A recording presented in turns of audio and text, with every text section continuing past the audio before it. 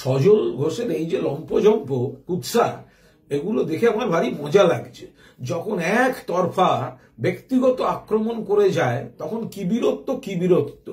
একদিন একটু ডোজ দিয়েছি তাতেই লেজে কালীপটকা বাদলে যেরকম তিড়িং বিড়িং ঘেউ ঘেউ সেগুলো সব শুরু হয়ে গেছে। এবং সমস্যা হচ্ছে এই যে যদি কোনো দুই ব্যক্তি দীর্ঘদিন একসঙ্গে পথ চলে থাকে, খুব কাছাকাছি থাকে, তাহলে না যদি আমি বলে দিই তাহলে কিন্তু বিপদে পড়ে যাবে, এই ধরনের কথা বলার অনেক অধিকার জন্মে যায়। সে আবার ভুলে যায় যে উল্টো দিকেও কিন্তু এই একই কথাটা বলা যায়, যদি আমি বলে দিই। বাল্য বন্ধুর সঙ্গে, পাড়ার বন্ধুর সঙ্গে কোন ইস্যুতে মুখ দেখা দেখি বন্ধ, এসব মুখ খুললে তো পরের জেনারেশন কেন, তার পরের 14 জেনারেশন মুখ দেখাতে পারবে না। আমি এইসব কুরুচিকর ইয়েতে যেতে চাই না। আমারও পলিটিক্যাল আক্রমণ, এই যে বলছে আমি কেন বাবা তুলেছি, শুভেন্দুর বাবা তুলেছি। আরে শুভেন্দুর বাবা শিশির অধিকারী তৃণমূলের সাংসদ, তিনি দলবদল করবেন, তারা বিশ্বাসঘাতকতা করবেন, আর অ্যাটাক করার সময় তখন শুভেন্দুর বাবা তুলছে কুণাল, এইসব কথাগুলোর কোনো জাস্টিফিকেশন নেই।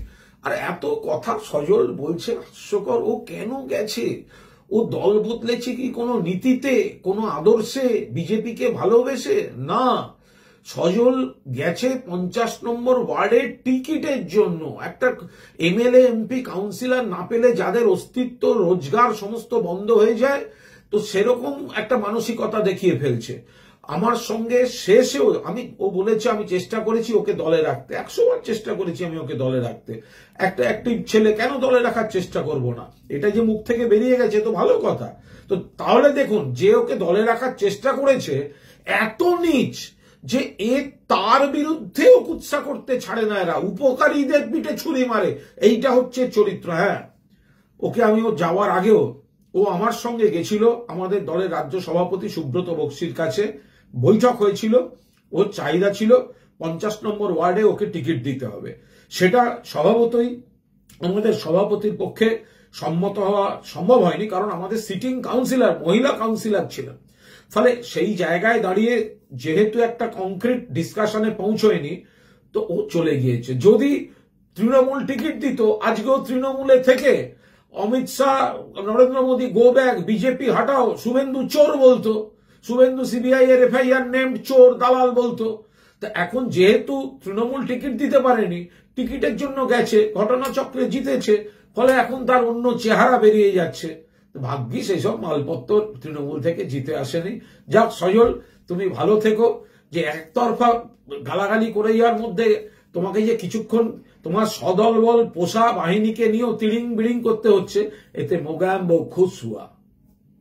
হাতের মুঠোয়, যেতে হবে না ডাক্তারখানা বা হাসপাতাল। পথিকৃৎ মেডিহেলথ গ্রুপ নিয়ে এসেছে সাধ্যের মধ্যে বাড়িতে চিকিৎসা। বাড়িতে আইসিইউর জন্য যোগাযোগ করুন 8961799012। फास्ट मूविंग वर्ल्ड में वही आगे है जिसके पास है स्पीड, जैसे मेघबाला ब्रॉडबैंड। सही स्पीड, सही पहचान। सो अगर कांस्टेंट फास्ट स्पीड चाहिए तो ले आइए Meghbala broadband. New Shatarupa one stop solution for your smart choice. এখানে সকল প্রকার ব্র্যান্ডেড কোম্পানির TV, fridge, mobile, computer, laptop, sound system এবং মোবাইল ও কম্পিউটার অ্যাক্সেসরিজ সঠিক মূল্যে বিক্রয় করা হয়।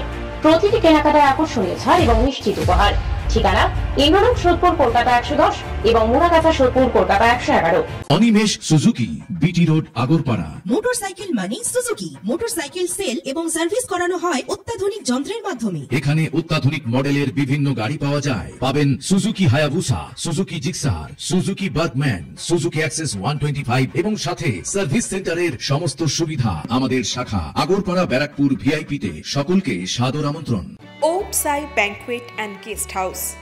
আপনার পরিবারের যে কোনো সামাজিক অনুষ্ঠানের জন্য আসুন ওম সাই ব্যাংকুয়েট অ্যান্ড গেস্ট হাউসে। এই অঞ্চলের সবচেয়ে বড় সেরা ব্যাংকুয়েট। সিজন টাইমের ভিড় এড়াতে এখনই বুকিং করুন। আমাদের ঠিকানা ডাক্তার গোপাল চ্যাটার্জি রোড, সোদপুর, গির্জা। আমাদের যোগাযোগ নম্বর 9051714263।